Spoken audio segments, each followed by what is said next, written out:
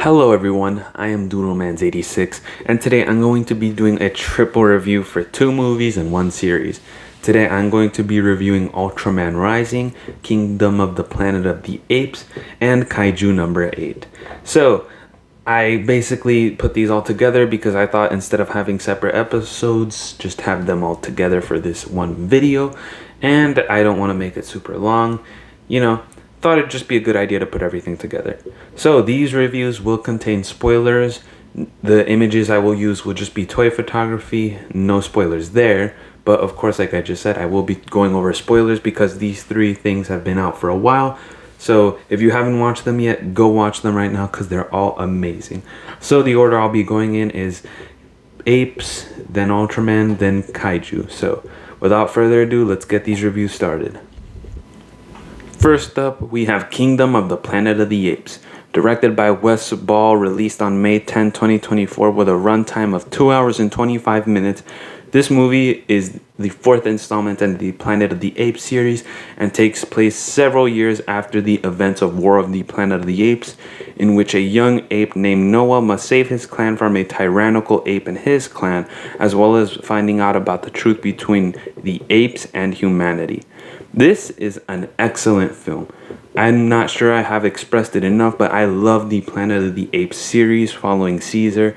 It ties into the original Planet of the Apes series so well, and I just think they're very great. They are excellent. Honestly, in my opinion, those are flawless. So, of course, I had high expectations for this one, and it was pretty good.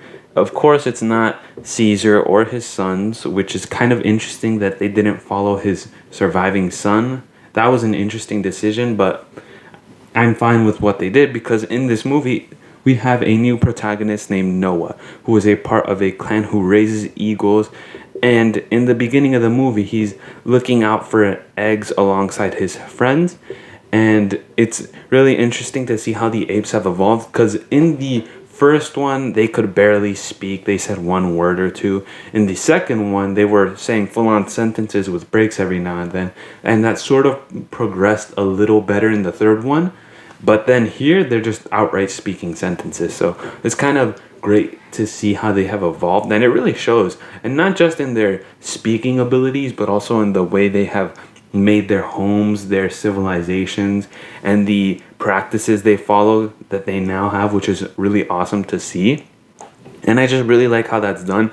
And the visuals are beautiful, like the abandoned city with all the grass and moss everywhere. The apes themselves look fantastic as ever. The designs are wonderful. It all looks amazing. It's all so excellent, and I love how it looks. So, plot here is what happens in the beginning, in which he is looking for the egg because he is doing a ceremony alongside his clan tomorrow in the morning, and he meets up with his mother and his father after having made a hard climb. And at night, he actually gets his egg cracked by a human who he encounters in their campfire. And so he sets out to look for another egg, in which he discovers that one of his elders has been killed, as well as several dead apes wearing masks. And there was a moment here where they played a little stinger, which is from the third movie, which I think was so cool but so horrifying. If you've heard that sound effect, I think it's so beautiful. It's one of the best sound effects I've ever heard. It's so scary, and it really gets you in the feeling there. But yeah, the other clan arrives with more reinforcements, and because Noah didn't hold back his horse, they actually end up taking that horse, and he ends up showing the rest of the ape clan where his clan is at, and they all get attacked, and his father dies, which sets such a sad scene in the morning where he has to bury him alive, and he's just there crying, which is really sad. And I forgot to mention he also has an eagle himself. I think the eagle's name was Eagle Sun. It's a beautiful looking bird. It's all red orange. It looks like a sun, so hence the name.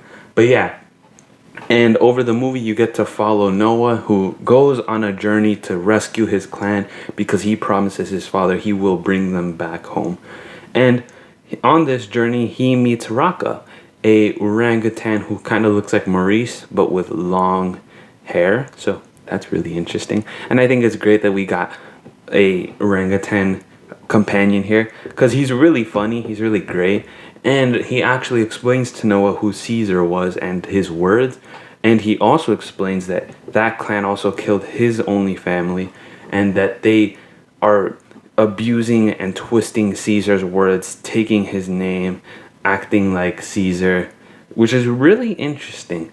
I think that was the best way they could have done the antagonist, following and twisting Caesar's words, apes together strong. I think that was really well done, and that made for a compelling antagonist. So you'll get to see him in a moment, but they actually end up meeting the human, and she actually reveals that she can talk, and her name is May. And they stay together, and they actually end up getting jumped by the other clan with a very particular ape leading them named Silva, a huge gorilla who actually killed his father and attempted to kill him. But here he ends up killing Raka, which was so surprising because I thought he would like come back later or something, but no, he really just dies. But before he does, he gives Noah a necklace with the little window that Caesar drew. So you can see that his influence is extremely strong throughout the whole world, and that's understandable. Yeah. And then we meet Proximus, who is using the apes to try to get inside a vault, in which he explains to Noah that inside the vault there is human technology that could advance the apes and just lead them to grow stronger. Noah then, he's scared, understandably. He found his clan, but they're all being abused, all being forced to work, and he doesn't know what to do. But then he realizes that something can be done, and as the music grows powerful, Eagle Sun lands on his hand, and I think that was really nice. That was a very nice scene. We also meet another human named Trevathan, who is with Proximus and was saved by him. So, there's that. But he ends up being killed in the planet late at night, in which they set up explosives, and May shows them a way inside the vault. And after doing a little exploring and seeing that apes used to be in zoos quiet, being stared at humans, which must be shocking to them because they've never seen or heard anything like that, they end up leaving outside the vault after May takes something that they don't see, but Proximus is waiting there. They all get into a huge argument, and then May ends up blowing the explosives and all the water flows in, and it leads to a very strong and visually, and it's just an overall great scene, just seeing all the water and the apes trying to escape. And you see Noah take leadership by trying to lead them out. He has a little fight with Silva and ends up winning by basically drowning him, which was crazy. But then Proximus gets the jump on him outside and beats him down, scaring the other apes and trying to get them and Noah into submission. But then Noah stands back and sings the song his father sang to call to the eagles. Proximus is confused and amazed, but then he gets attacked by eagles in one of the most gruesome antagonist deaths I have ever seen. He just gets scratched and clawed at by eagles, and he just falls to his death, which is not something I was expecting. It's always funny going into movies and you'd think, how's the antagonist going to be defeated? Well, in this one, he just gets clawed to death, so that sure is something. Noah leads his family back home, and May meets him for one last time, and they both have an argument, which is understandable from both of their point of views. Noah argues that should apes just go back to silence? Should they let humans take over, grow, and let apes go back to zoos all quiet? No. But then May points out that humanity needs to come back because her species is basically dying. They're being reverted to a state where they can't talk anymore. The movie ends with May going back somewhere to a facility in which humans are inside and they are trying to communicate with others, which the tape that May stole actually allows them to do. She looks up at the satellites as Noah takes his friend somewhere. He saw something, a light, and yeah, the movie ends as the music grows and it switches between both of their POVs. So I think it's a really powerful and visually stunning movie. It's kind of like the message of having courage and finding your own strength, because Noah is alone for most of this, and even when he finds Raka, he dies and May is lying to him, and it's just a really great movie. I think it was very well done, and it's a strong installment to the Planet of the Apes franchise. I really enjoyed it. I really loved this film from beginning to end. It was just hooking, and it was just very nice. In my Planet of the Apes ranking, coincidentally, I'd put it at 4th, because in my opinion, the first 3 are amazing, and although this 4th one is good, I wouldn't say it's as good as those. But yeah, it is pretty good. Now to talk about Ultraman Rising, released on Netflix on June 14, 2024, directed by Shannon Tyndall, running at 1 hour and 57 minutes. The plot of this movie is about kaiju emerging in Tokyo. This forces baseball superstar Ken Sato to return home and take on the mantle of being Ultraman. So, you all know I'm a huge fan of Ultraman, almost as huge a fan as Godzilla, although I think that only counts if I'd watched the rest of the Ultraman shows and movies. But I am a huge fan. I love it. I love the original 1966 show because that's one of the things I grew up with a lot. I really loved this movie, and this teaser with a few pictures was released a while back of Ultraman using his beam, one of him jumping at Naranga, and for a long time I was really curious to see what this animation would be about, and when I saw the first trailers I already knew it was going to be amazing. This film has heart. It is absolutely beautiful, and it is just one of the greatest films I have ever seen. It is really good. It is a nice animated movie with a very beautiful message. And the animation is stunning. Like, from the promo pics, you could see this movie was gonna look beautiful. The colors, the style, the designs, it all looks beautifully well done. It looks gorgeous. It's so jaw-dropping. It really looks very nice. I think you could say it has the same style as the Spider-Man animated movies, but it does look very nice. So the plot of this movie basically follows Ken Sato returning to Tokyo to become Ultraman, and it is actually, in the beginning you have a little montage of him as a kid, his father and his mother, Emiko Sato and Professor Sato actually being Ultraman, and you have a little monster montage in the beginning, Bemular, Naranga. It all looks really cool, and I think there's a reference to Shin Ultraman with the way he appears in the dust with his eyes lighting up, which is really interesting because I would say that and this movie are easily one of the best medias of Ultraman. Although, to be fair, it is one of the few I've watched, but let's forget about that. But yeah, he actually asks Ken as a kid, because Ken loves baseball, he asks him, do you want to be a baseball player or do you want to be Ultraman? Which is something you're going to see a lot in this film. Ken Sato struggling between choosing to be a baseball player or Ultraman. He tries to juggle both at once, but I guess you could say he makes a decision at the end of this film, which I will talk about in a moment.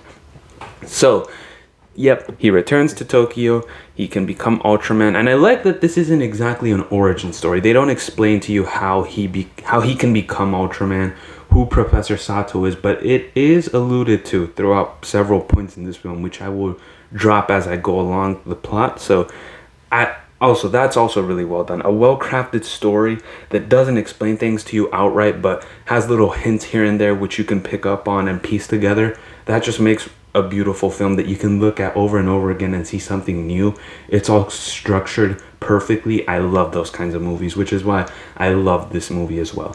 So in the beginning, after the montage of him asking, his father and his family are attacked by a giant kaiju known as Gigantron. And Gigantron actually attacks the the baseball game he's at, and he gets memories of the original attack, and so he just without hesitation, he transforms and attacks Gigantron, who is carrying a large ball. And the Kaiju Defense Force in this movie, it's really interesting. I think Ultraman Arc has this, but I'm not sure. But in this movie, the Defense Force isn't really working with Ultraman. I think that's something we don't get a lot, but it is interesting that here, they don't exactly care about Ultraman. They're not downright hunting him down. They don't want him dead, but they'd prefer not to work with him, and they don't see him in such a positive light as he does not to them. So I think that's really nice. It's interesting to see this relationship play out. It's really cool. So yeah, after the Kaiju and Ultraman are attacked by the Japanese Defense Force, Gigantron is killed, and Ultraman takes the little steel ball and finds out that it's Gigantron's baby, who cracks open, and you have a beautiful visual of the moon in the back, Ultraman looking at the baby with the baby in his hands, and he ends up taking it back to his base, which is really nice that he has a little base to himself. I think that's cool. And it is there that Mina assesses to him that they haven't found Kaiju Island, and that because he brought this baby home, he's gonna have to take care of her.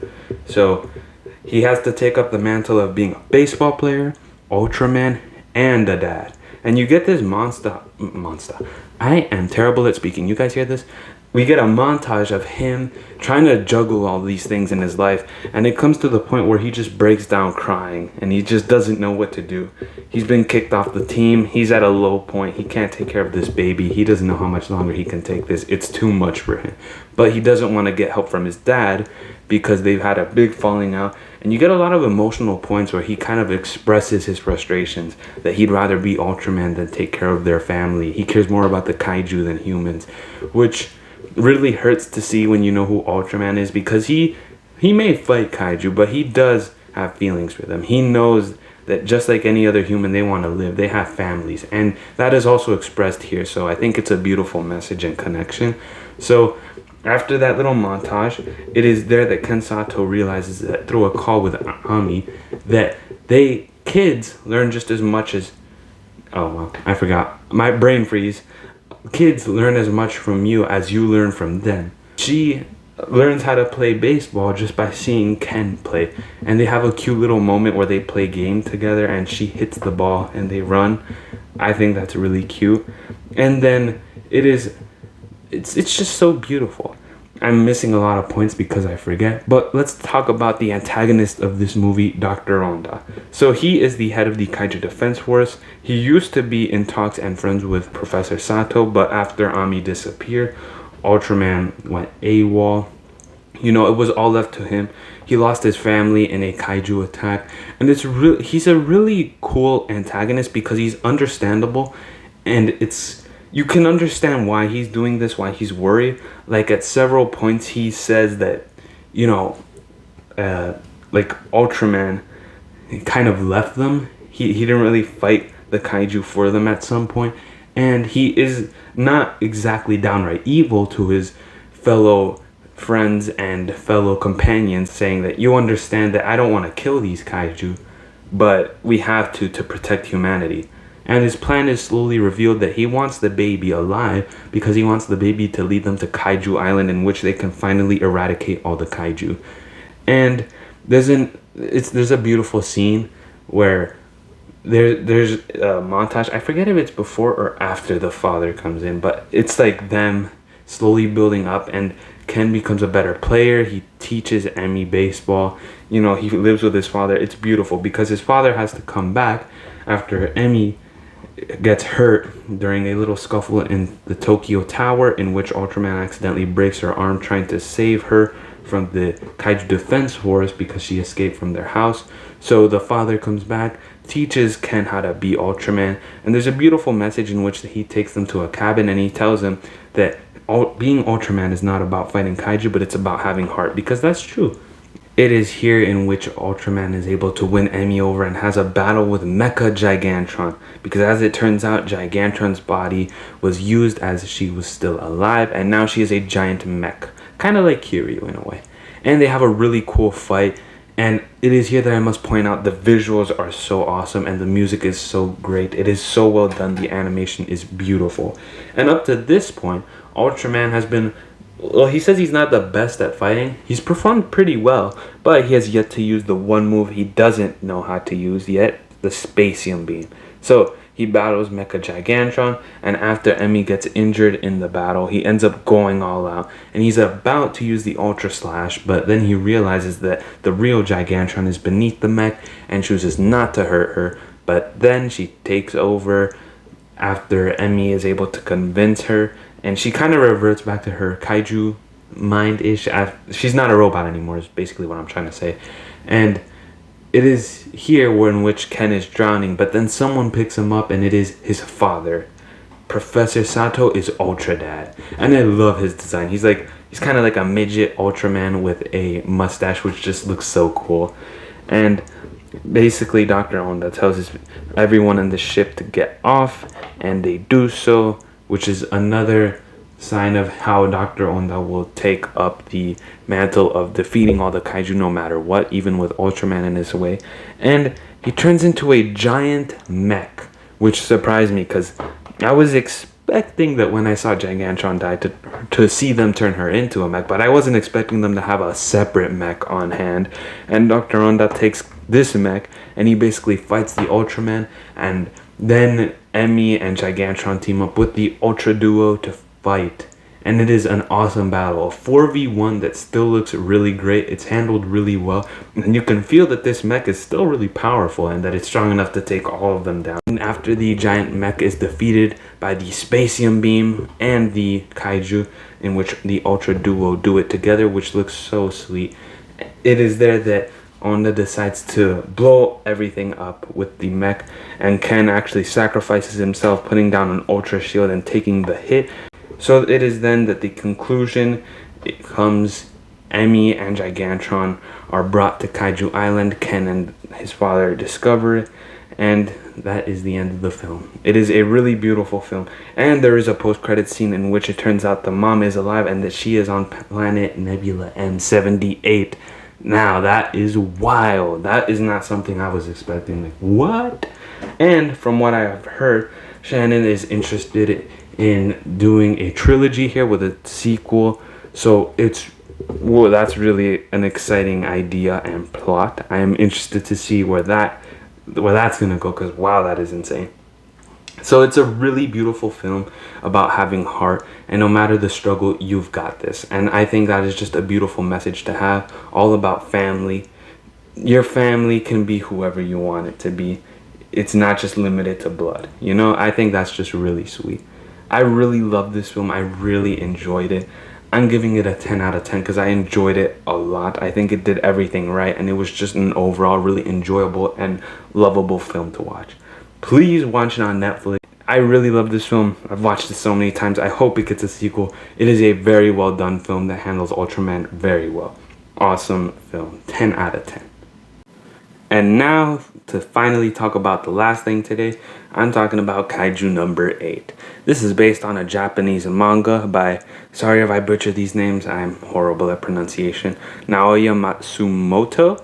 And this anime was released on April 13, 2024. There's 12 episodes, and it released every Saturday on Crunchyroll. They're all on Crunchyroll. There is sub and dub available. The dub was actually delayed by 2 weeks, the last 2 episodes, so I waited until then to watch this and then review everything. So yeah, this series follows Kafka Hibino, a man hoping to reach his childhood dreams of fighting alongside his childhood friend in defeating kaiju, unexpectedly eats a kaiju and becomes one. He must learn to control this power and fight for what he believes in. So this is a beautiful series. So the main protagonist, Kafka Hibino, he's not exactly perfect. You know, he's on poop patrol. He's failed his exams. He can't exactly reach what he's hoping to go for. So despite not doing so well, he still wants to believe. He still fights for it. He does his best to try and earn it, which is beautiful, because I feel like lots of people have hopes and dreams that they can't yet achieve. But no matter that, they don't let that stop them. They go through the struggle and earn it. And I think that's pretty solid. I agree with that. And throughout these episodes, you get to meet lots of characters in the 3rd division, which he actually makes it to. And you meet his best friend, I guess you could say, Reino Ichikawa, who he doesn't really take too much of a liking to him, but after an event in which they are almost killed by a giant spider kaiju. But yeah, they actually end up passing the exam, but it is around here, before or after, I'm so sorry, I don't remember, but he accidentally swallows a kaiju, which forces itself into his mouth, and he has this like really cool transformation, like lots of colors, and like it looks really nice, and he actually becomes a kaiju called Kaiju number 8, because kaijus in this universe are, I can't really remember. I'm dumb. But they are basically assessed based on their fortitude levels. And he is 9.8, which is one of the most powerful kaiju in existence. And there's actually a little funny montage in which he's first becoming a kaiju. He's got like body parts everywhere. And then he even pees out his nipples, which is not a sentence I thought I would say, but here we are. And that was really funny. I like that. That was just really goofy. This series is really funny, but it has its moments, you know, of hope, and I really like that a lot. So throughout all these episodes, you get to meet more characters. Another important character is Kikoru Shinomiya, who also becomes his friend, but at first really doesn't like him, showing off in his face in the exams, fitness, and written. And we also meet Vice Captain, I believe, Soshiro Hoshina, who is really cool. He's really awesome as well. We get to meet a lot of other characters who also want to get in. And there's several kaiju attacks as well as a bunch of mushroom monsters. And this event actually leads to Kafka getting into the division and the reveal of Kaiju number 9, who is also another strong kaiju, who is like a mushroom dude who can transform stuff, use corpses. It's really interesting and cool. He also has a pretty cool design. He's also a pretty menacing villain. And he actually fights Kafka, who owns him, but he actually is able to escape the encounter to come back, presumably in a season 2. And we get to see some more things play out, how he wants to fight to be with Mina Ashiro, who is the captain. He is her childhood friend, and they always wanted to fight kaiju after, I believe, their school was destroyed. So, he has a motive for why he wants to do this, and it's just really cool. There's a lot of cool scenes, lots of cool kaiju, unique designs. It all looks really cool. And then, near the end of the series, at the base, they're jumped by a bunch of giant kaiju who are being led by an even stronger kaiju called Kaiju number 10, who looks so cool, so menacing. He looks awesome. Wow, he was so terrifying, but so cool. And he actually fights with Hoshina, and then he actually turns into an even bigger, more stronger kaiju.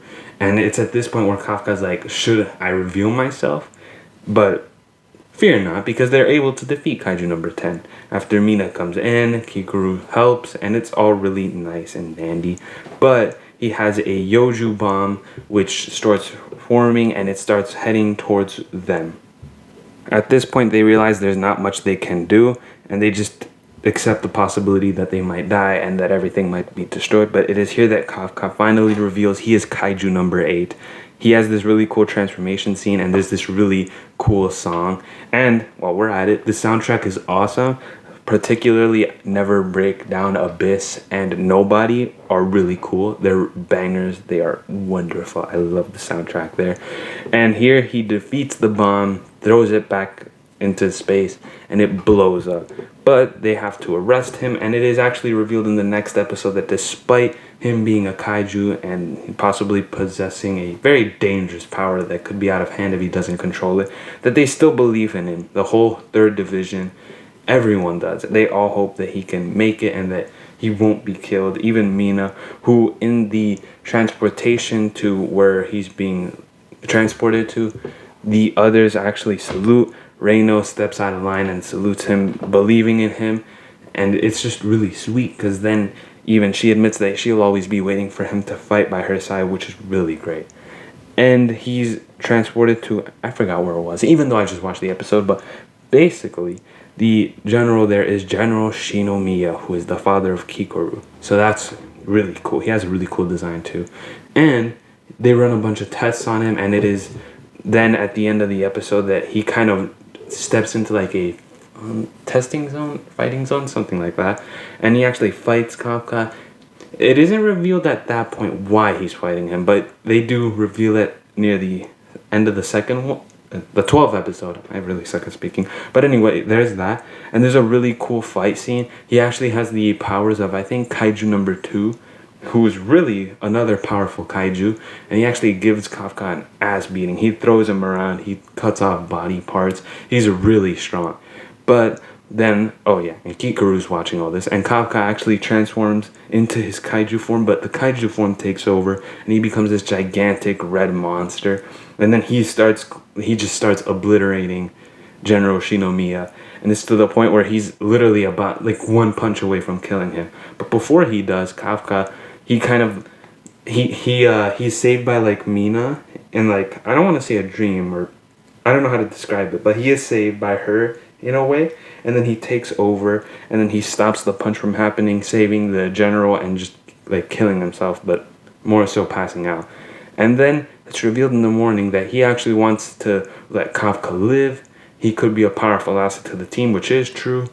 And the series ends with basically everyone seeing the notification that he's been left alive and all happy for him, that they'll keep on fighting to be strong, and it's just a really sweet ending overall. I believe it's been confirmed that a second season is coming, so that's really great to hear because this series is awesome. The characters are great, the kaiju are so cool, the whole atmosphere and setting is awesome, and I like the message of fighting on even through the struggle, because no matter what, even when the kaiju were more powerful than the humans, they still fought and they did not let down. They fought till the end, even if they were killed. So I think it's something beautiful about everything that I reviewed today, about fighting for what you believe in, like going through the struggle. That's beautiful. I love that. So yeah, I really like Kaiju number 8, the series. Haven't read the manga. Maybe I might, but I really enjoyed it, really loved it. If I had to give the whole series a rating, because honestly I don't remember each individual episode completely, I would give it a 9 out of 10. I really enjoyed it. With that, everything has been reviewed. I hope you enjoyed my review. I hope you enjoyed listening to me and my dumb opinions. And tell me what you guys thought about these in the comments below. I really enjoyed them, so I'm really interested in hearing what you guys think about them. Thank you all so much for watching, and I'll see you all next time. Bye-bye.